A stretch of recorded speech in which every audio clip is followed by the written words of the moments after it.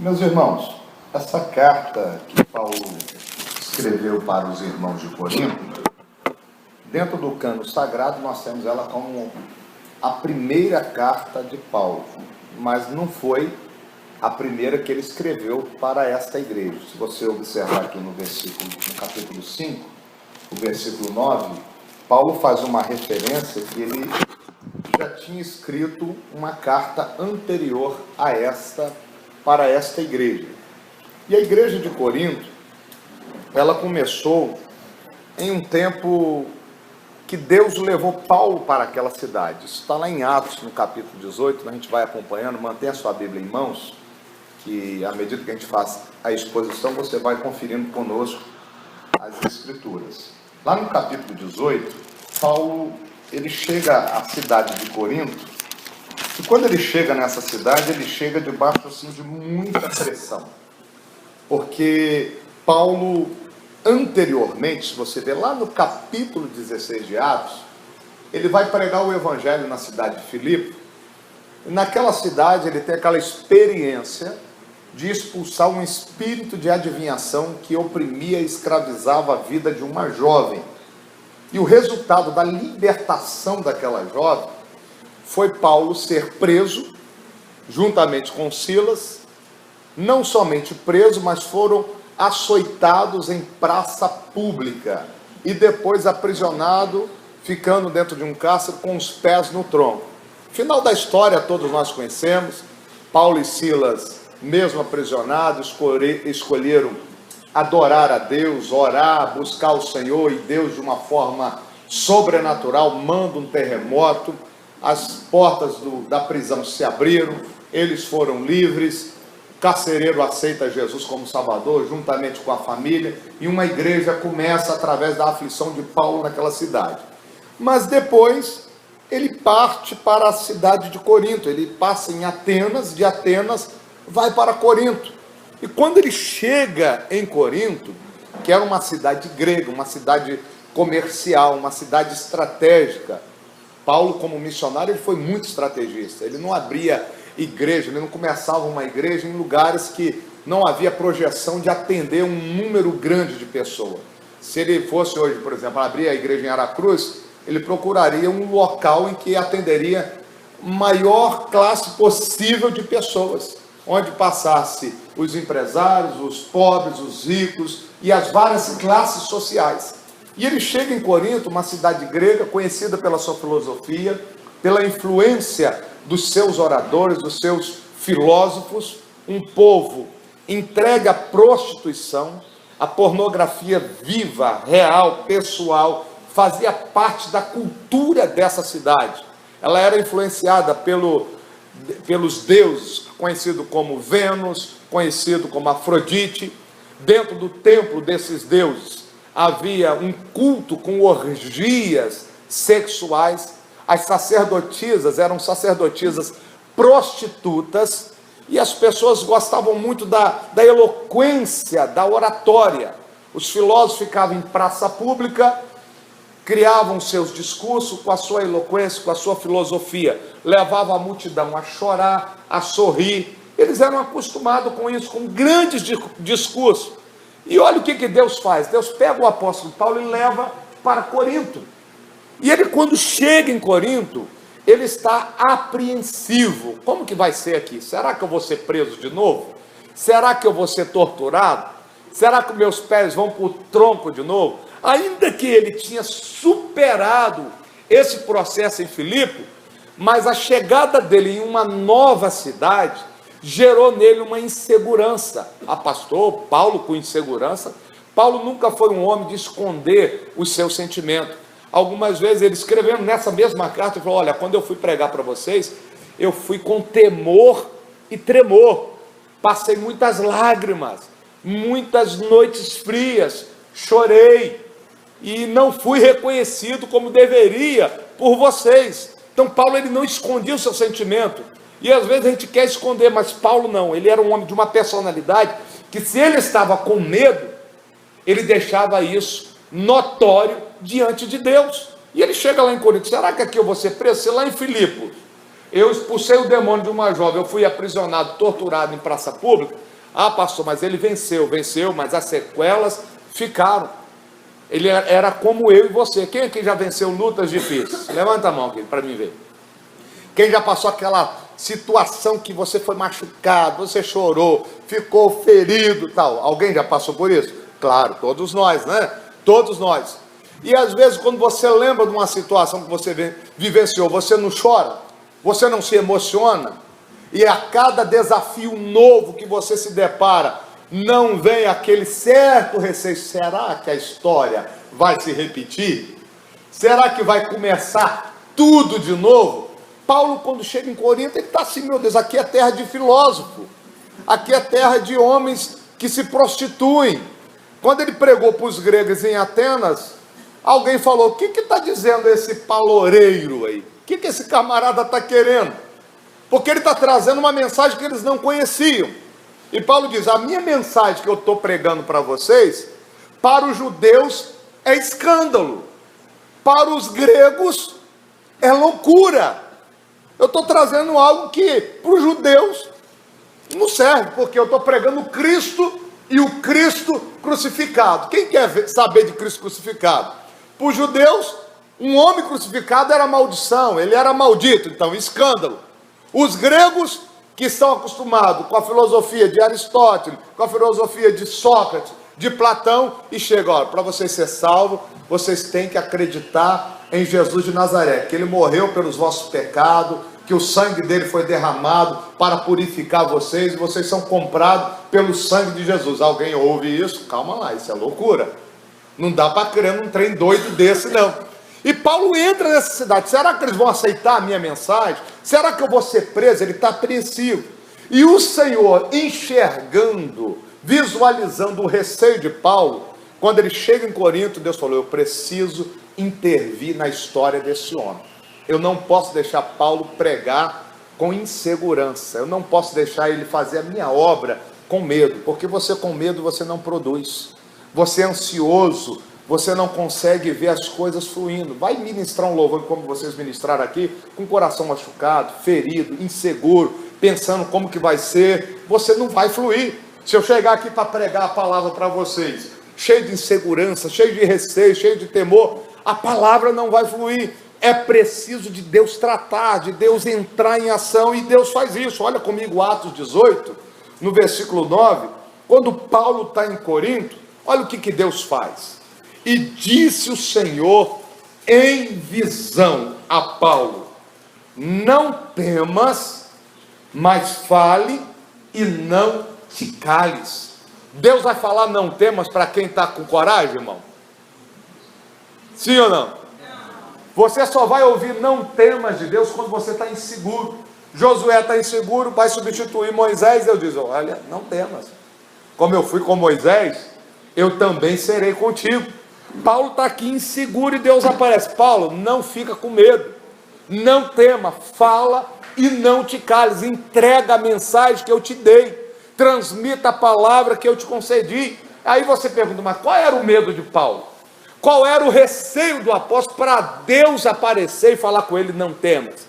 O medo dele era de ser preso, o medo dele era de apanhar de novo, porque quem quer apanhar em praça pública, irmão?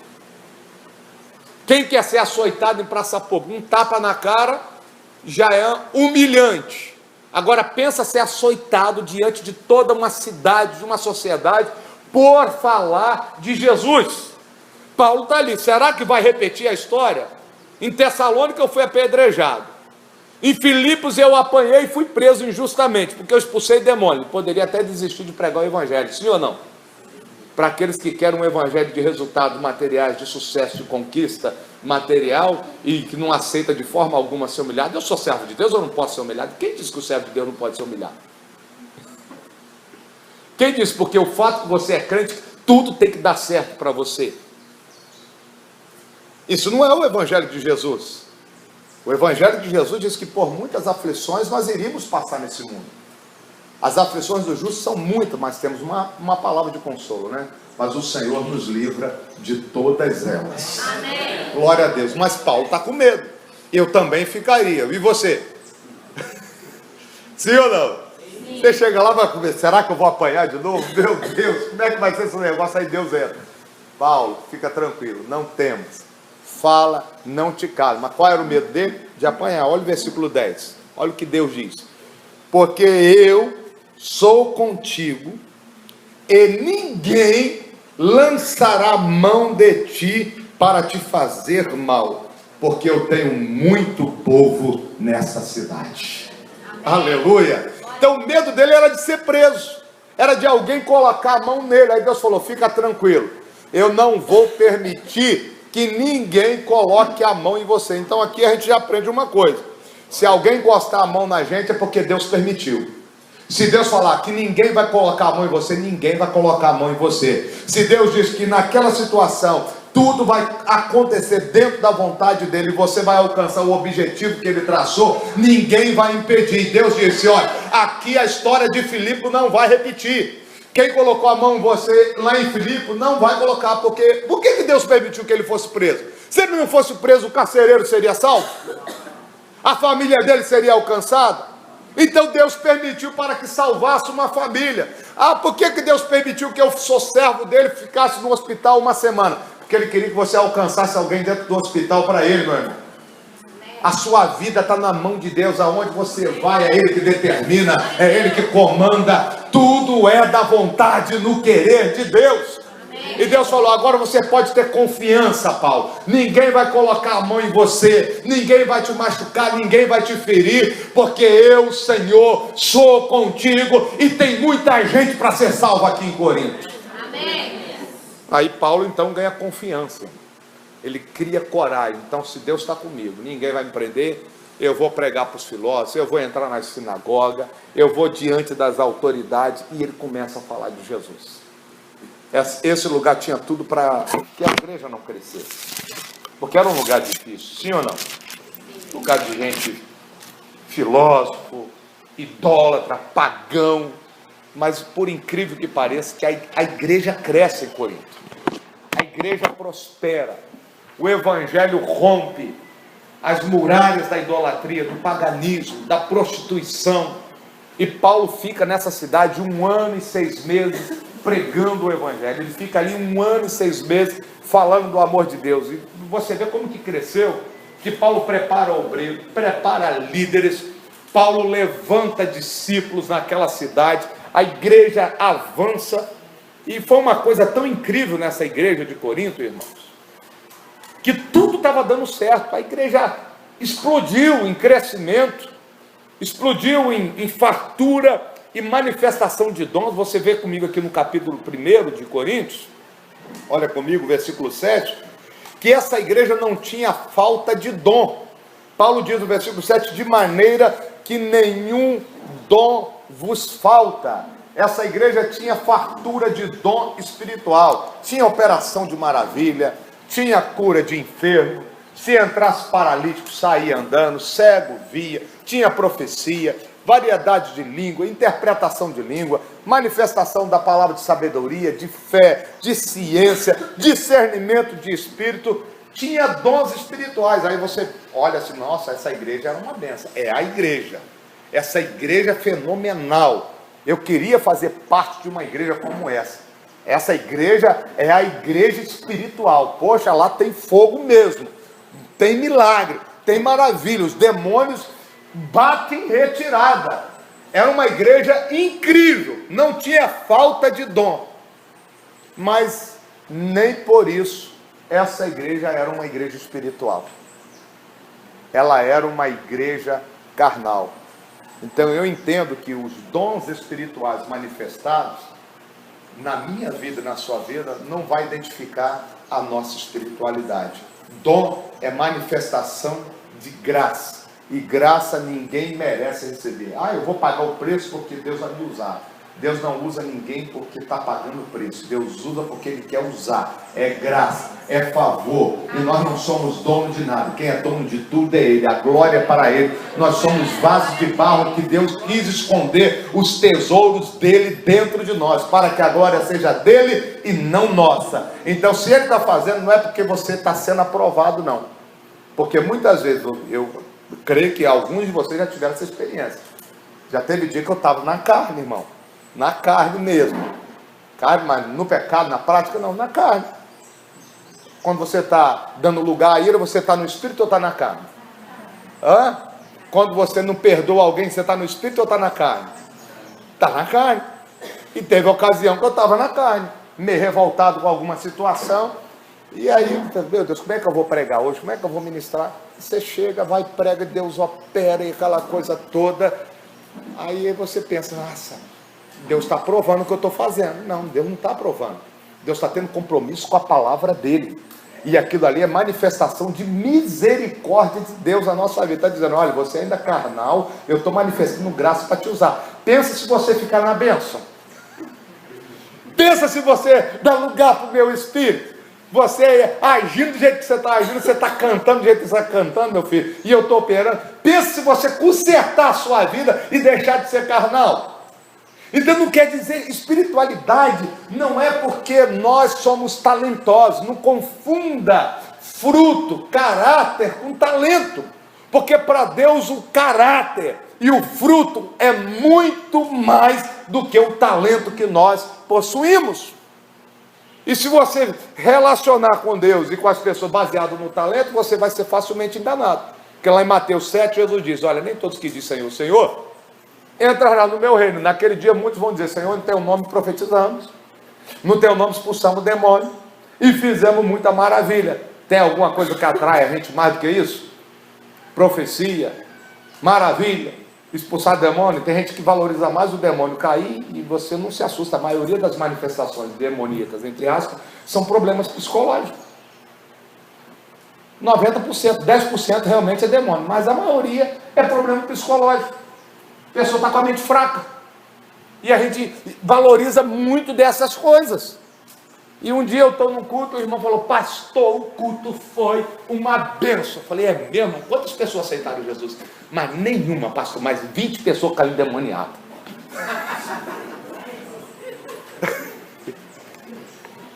Então quando você passa a valorizar mais os sinais do que a obra real de Deus e aquilo que Jesus veio fazer, não é espiritualidade, acaba sendo o culto da personalidade.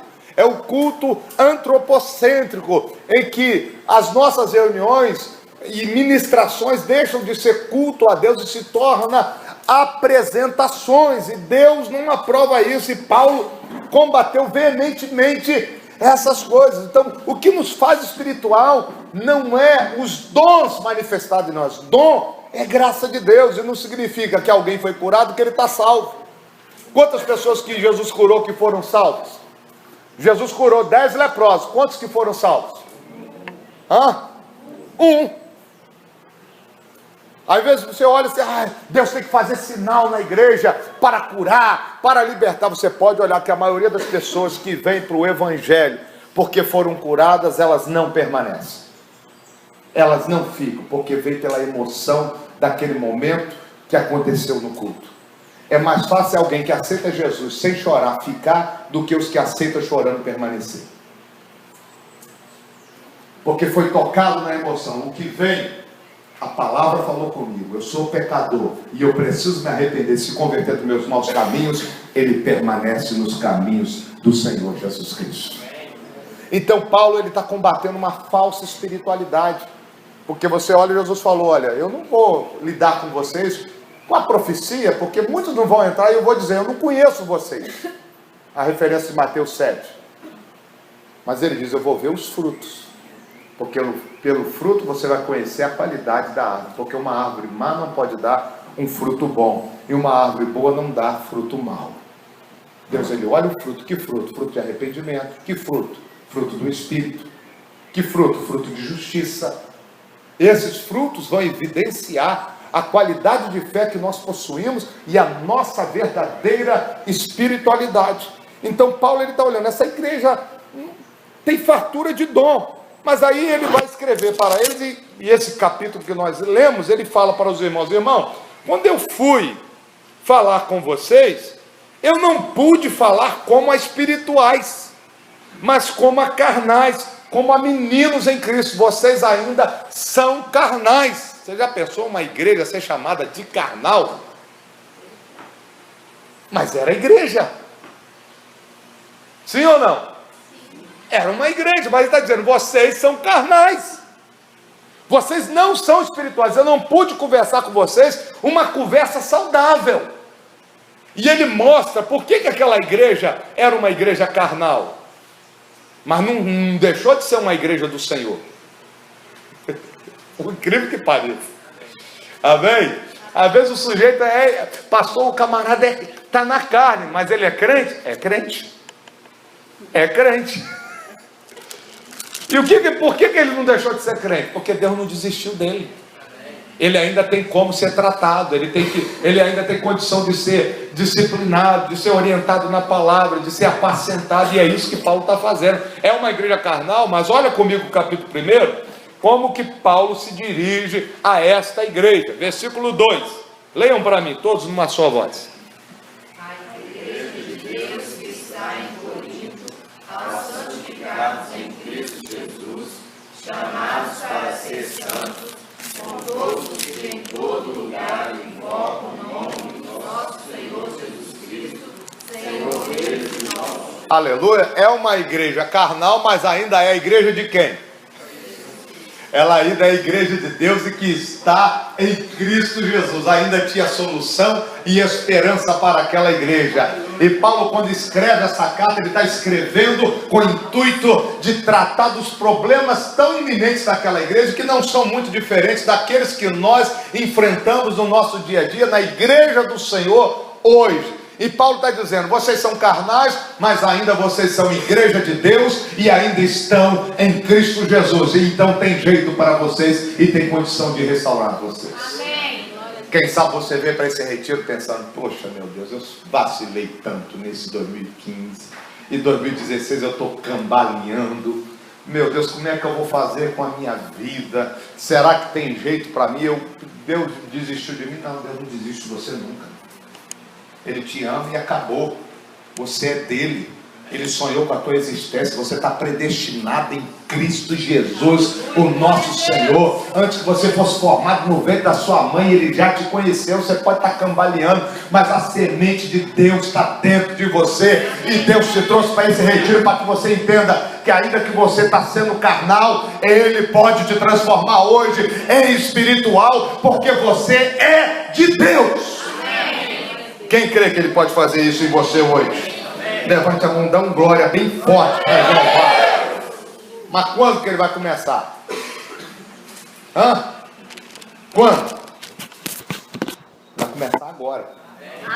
Segura a mão desse crente de Deus aí, aperta a mão dele e diga, vai começar agora na sua vida. Fala assim, só para provocar, sai da carne, vem para o Espírito. Aleluia. Aleluia!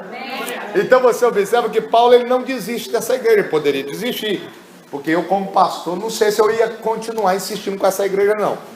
Você vai observar que Paulo ele foi rejeitado por essa igreja em uma ocasião. Na primeira carta ele trata dos problemas dessa igreja, ele escreve para essa igreja, e esses irmãos depois escrevem uma carta de volta para Paulo. Isso é evidenciado aqui no capítulo 7. Versículo 1 diz, olha, quantas coisas que vocês me escreveram. Aí ele trata da questão de marido e mulher, do casamento, da prostituição, em resposta às perguntas que eles fizeram, mandando uma carta para Paulo. Então essa carta aqui é a segunda carta de Paulo, em resposta à carta que os irmãos de Corinto escreveram para ele, para saber de tudo aquilo que Paulo escreveu na primeira. Então Paulo, ele poderia desistir dessa igreja. Primeiro que essa igreja tinha partidarismo. Paulo foi o que começou esta obra. Ele sai, você vê no capítulo 18 que quando ele sai de Corinto ele vai para Éfeso. E quem estava em Éfeso? Apolo prega o evangelho. Áquila e Priscila, que eram discípulos de Paulo, viram Apolo, que era um homem eloquente, aquele pregador que você sai do culto assim, nossa, como que esse cara fala, né? Que convincente, esse cara é bom. Não tem esse negócio que a gente faz isso? O cara é bom, a gente tem que parar com essas coisas, que a glória tem que ser para Jesus. Aleluia. Tá certo? A glória é para ele. Então Apolo era daquele pregador que enchia os nossos olhos, mas ele ainda não conhecia totalmente o caminho de Deus. E Áquila e Priscila, vendo o chamado na vida dele, pega ele, vem cá, deixa eu te mostrar todo o caminho. Você só conhece o batismo de João, vem conhecer o batismo de Jesus. Discipulam ele, ele aceita ser discipulado, aceita aprender a palavra. e parte de Éfeso para onde? Para Corinto. E Paulo vai para Éfeso. Então Apolo entra, vem a segunda influência de uma liderança naquela igreja. Aí você imagina só, Paulo era mestre, é doutor. O doutor não é tão eloquente quanto um pregador como o Apolo. Paulo às vezes não vigiava, irmão, pregava até meia-noite, madrugada, e alguém caía da janela. Isso são coisas para a gente aprender, do prega até as pessoas ficar com sono não, e ficar querendo ir embora não. O pastor que presidiu a nossa convenção uma vez falava: meu filho, presidente da nossa convenção, deixa eu dar um segredo para vocês: fale em pé para ser visto, fale alto para ser ouvido, mas fale rápido para ser aplaudido. E esse é o segredo. Mas Paulo diz no texto que ele estendia muito as suas ministrações, ele queria entregar todo aquele conteúdo, aquela revelação que Deus tinha dado a ele. Numa noite já chegava o Apolo, aí todo mundo ficou impressionado. Você muda uma liderança, chega um novo pastor, e gera-se nova expectativa na vida da igreja, sim ou não? Isso acontece, isso é normal. Você pode observar, quando muda a liderança de um departamento, há um impacto, ou para bom, ou para pior, uma coisa ou outra vai acontecer, vai ter que ter alguma mudança. Então Paulo sai e entra o Apolo, só que o Apolo, as pessoas ficaram encantadas com ele, e entra aquela coisa: agora nós estamos bem servidos de pastor, hein? Rapaz, Apolo é demais. E tinha aqueles que gostavam do Paulo. Que é isso? Você está desmerecendo o nosso pastor, o Paulo? Ele que começou a igreja aqui. Que é isso? Você não pode desonrar a memória de Paulo, não. Não, mas Apolo é melhor, ele prega mais, ele é mais rápido, é mais objetivo, é mais jovem, é mais dinâmico e tal. Aí tinha um outro grupo lá. Você quer saber de uma coisa? Pastor mesmo é Pedro. Ah, que isso? Paulo, Apolo. Nosso negócio é com Pedro. Pedro nem veio aqui, mas um dia ele vai vir aqui, vocês vão ver como que é Pedro. O quê? Rapaz, aquele homem, até a sombra dele cura. Não tem ninguém igual a ele. Aí tem um outro grupo lá dentro da igreja. Vocês sabem que tudo é conversa fiada. Que nosso negócio não é nem com Paulo, nem com Pedro, nem com Apolo. Nosso negócio é com Jesus. Nós não temos que dar satisfação a homem nenhum, não. Nosso negócio é Jesus. E começou uma briga dentro da igreja. Partidarismo, divisão. Você admirar um obreiro é natural. Existem alguns pregadores que eu admiro. Eu gosto de ouvir Antônio Gilberto. Eu gosto de ouvir da igreja de vocês, Augusto Nicodemos, para mim um dos melhores do Brasil. Vocês conhecem Augusto Nicodemos? Muito bom. Hernandes. Eu gosto de ouvir o pastor Silas, tantos outros, que já morreu agora também, o Maires Muro. Gostava demais. Você admirar Gesiel Gomes. São príncipes de Deus que Deus chamou para o ministério, mas você não pode fazer com que a sua admiração por um determinado ministro do evangelho venha gerar em você rejeição pelos outros. Cada um tem de Deus algo para oferecer, ainda que o ministério de um tenha uma abrangência maior, um alcance maior. Você não pode, de hipótese alguma, rejeitar aquele presbítero que o pastor vai escalar num dia da sua ausência para liderar o culto, para pregar a palavra. Não é o pastor Vinícius que vai estar pregando. Eu não vou ficar nem no culto, nem na igreja eu vou. Isso não é de Deus. Isso é espírito carnal, mundanismo, e que atrapalha o crescimento e desenvolvimento da obra do Senhor. Amém? Quem está entendendo? Mas isso existia só lá na igreja de Corinto. Nas nossas igrejas não tem essas coisas de jeito nenhum. Amém, irmãos? Isso era lá. Mas esse problema estava na igreja. Mas se fosse só esse problema, irmão, só essa situação, estava bom. Mas essa igreja tinha problema de casamento, problemas sexuais. Tinha crente que se converteram, ficaram muito espiritual demais. E a mulher falou: agora eu sou de Jesus, marido não me toca. Sou de Jesus. O marido ficava crente, mas meu negócio agora é só monte, mulher. Acabou. É só oração e jejum. Aí Paulo teve que tratar dessas situações. Tinha caso de incesto. O sujeito estava pegando a mulher do pai dele. E a igreja sabia disso, os líderes sabiam desse problema, pegando a madrasta, e não tratou da situação. E Paulo confronta isso no capítulo 5.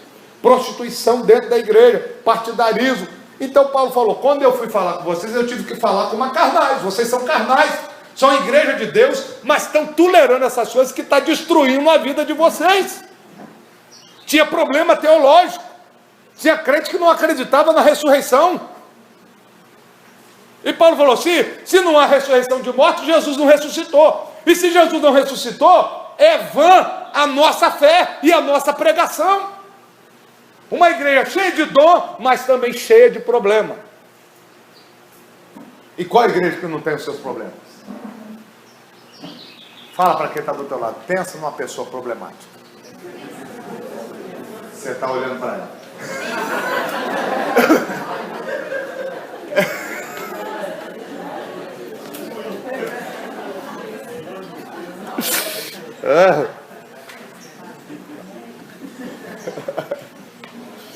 Então você vai, pensa bem, juntando tantas pessoas problemáticas num lugar só. E o interessante é que Jesus gosta disso, irmão. Jesus gosta de pegar os problemáticos. Jesus sempre pega os piores para poder transformá-los nos melhores.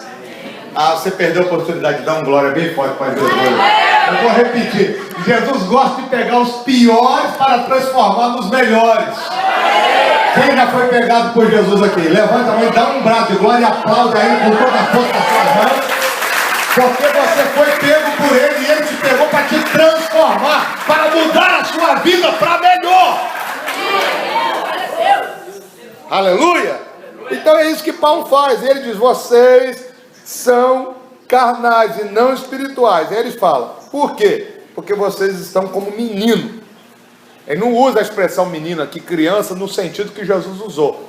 E Jesus falou, olha, se vocês não fizerem como criança, vocês não podem entrar no reino de Deus. Ele está falando da falta de malícia, de maldade, num sentido positivo. Se você não fizer como essa criança, você não vai entrar no reino de Deus. A criança é espontânea, a criança revela o seu sentimento. Mas nesse sentido aqui, Paulo está falando de meninice. E Paulo já um dia tinha sido menino. Vocês sabiam disso? É falta de amadurecimento, falta de maturidade. Que aqui no capítulo 2, no versículo 6, ele diz, todavia falamos sabedoria entre o quê?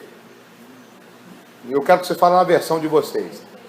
Entre os experimentados, os perfeitos, experimentados. Aqui a minha versão é perfeito, mas o sentido original, experimentado, amadurecido. Fala de maturidade. E Paulo está dizendo, vocês não cresceram. E o dever do crente é crescer. Pedro falou, antes crescei na graça e no conhecimento.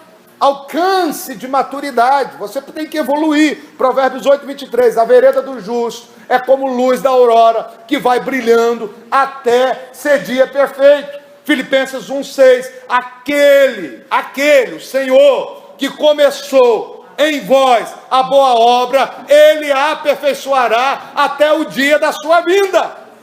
Então tem que ter crescimento, tem que ter melhoria, tem que aumentar o fervor, tem que melhorar a estrutura, não pode ser menino. E Paulo um dia falou, olha, quando eu era menino, eu falava como menino, pensava como menino e agia como menino. Me mostra um dia que Paulo foi menino, falta de maturidade. A primeira viagem missionária dele, quando ele volta com Barnabé, traz a notícia para a igreja, lá no capítulo 15 de Atos. Paulo está no ímpeto, no início da jornada missionária. E na primeira viagem eles levam João Marcos, conhecido como Marcos, com eles, para o caminho. Leva, maravilha. Só que na metade do caminho vem a fome, vem naufrágio, vem a perseguição. Marcos tinha os seus 20 e poucos anos, um garoto, não tinha maturidade que Paulo e Barnabé tinham. Falou, tio, ele era sobrinho de Barnabé, não dá para mim não, eu vou voltar. Quantas vezes acontece isso na igreja, irmão? Você começa um projeto, um trabalho, tem pessoas que chegam com ímpeto, pastor, vaso, eu estou junto, eu estou dentro. Aí quando vem o início é bom, no início tudo flui, mas vem o meio do caminho, vem o meio dos anos, que aí vem crítica, né? vem algumas perseguições, vem algumas coisas que não dão certo, que não dão certo, que não acontece. Vai ter que lidar com vaidade de pessoas, e alguns não aguentam a pressão e voltam atrás. Aí, na nossa maturidade, ó, saiu do grupo, né? Saiu do departamento, nunca mais a gente aceita de volta. Meninice. Imaturidade. É imaturidade. Você nunca pode fechar a porta para ninguém dentro da casa de Deus. Aqui é lugar de tratar com os imperfeitos. Jesus não veio buscar os são. Foi? Não precisa de médico? O quê? Os sãos. Mas sim, quem aqui precisa de Jesus? Então você está revelando o seu estado. Entendeu? Ah, mas eu estou curado. Algumas áreas, tem outros que precisam. Alguns já saiu da UTI, estão na enfermaria. E a alta é só do arrebatamento. Aleluia! A alta é só no arrebatamento, irmão. Acabou. Então Paulo, quando ele vem da viagem missionária, aí acabou, deram o relatório, tratou daquela Assembleia Geral que teve em Atos 15, para lidar dos problemas, que alguém queria que os irmãos que converteram-se entre os gentios praticassem a lei de Moisés, e resolveram lá a questão, que a única coisa que seria cobrada deles, que largasse a carne sufocada, o sangue e a comida sacrificada aos ídolos, e que levasse o relatório. Aí Paulo vai conversar com Barnabé. E aí, nós vamos para onde agora? Nós vamos para tal lugar. Aí Barnabé, que era conciliador, maduro, crescido, vamos levar Marcos conosco? Paulo, menino, de jeito nenhum. Eu falei que não levava, ele nos abandonou no meio do caminho, não tem mais oportunidade para ele. E a Bíblia diz que houve não pouca contenda entre eles. Menino, e Paulo agiu na carne ou no espírito? Carne. Dividiu o ministério. Barnabé foi para um canto com Marcos, Paulo levou Silas com ele para o outro. Paulo era menino, mas depois que ele cresce, ele está lá na prisão fria de Roma, ele escreve a carta para Timóteo. No capítulo 4 ele diz: Timóteo, procura vir ter comigo depressa, porque todos me abandonaram. E faz uma coisa, me traga Marcos, porque ele é muito útil para mim no ministério. Amadureceu. Quem pode dar glória a Jesus por isso? Quando você é menino, você nunca mais vai cantar no louvor, nunca mais vai tocar na igreja, nunca mais vai ser presbítero na obra, nunca mais. Meninice, não cresceu, não amadureceu, mas quem amadurece, irmão, ele vai ser disciplinado, vai ser tratado, mas nós vamos ajudar ele a curar, e quando ele curar, nós vamos ajudar ele a continuar crescendo em Cristo Jesus. Assim age quem é espiritual. Quem crê que Deus vai te usar para isso? Quem pode abençoar quem está do teu lado aí? Dá um abraço nele e abençoe ele em nome de Jesus. Eita glória! Aleluia! Bendito seja o nome do Senhor. Estou sentindo a presença de Deus aqui, irmãos. Então eles eram carnais porque eram ainda meninos, não tinham amadurecido. Versículo 2 diz que Paulo falou: olha, eu não pude nem dar um alimento mais sólido para vocês. Tive que criar vocês com leite. Você não vai dar para um recém-nascido, porque essa igreja era uma igreja nova, era uma igreja pequena, uma igreja que estava começando. Eu tinha que dar leite, alimento sólido não. Você não vai dar um mocotó para uma criança de 6 meses de idade.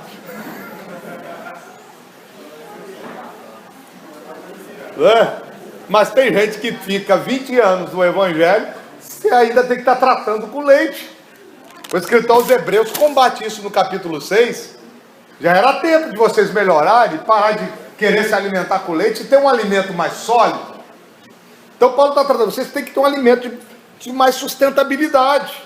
Mas vocês agora não podem, porque ainda são meninos. Eles eram dependentes. Tem crente que é dependente que todo culto alguém revela o nome dele, a identidade dele. Isso é meninice. É falta de maturidade. Será que você não sabe? Eu só creio em Deus se Deus falar o meu nome. Que fé é essa? Isso é meninice, é falta de maturidade. Deus, Para Deus provar que é Deus da minha vida, Ele tem que abrir a porta de emprego para mim. Isso é meninice. Ele não abre porta de emprego só para você, não. Ele abre para você, até para quem não é crente, Deus abre porta. O sol que está brilhando aqui é para crente e não crente. A chuva que cai também é para crente e não crente.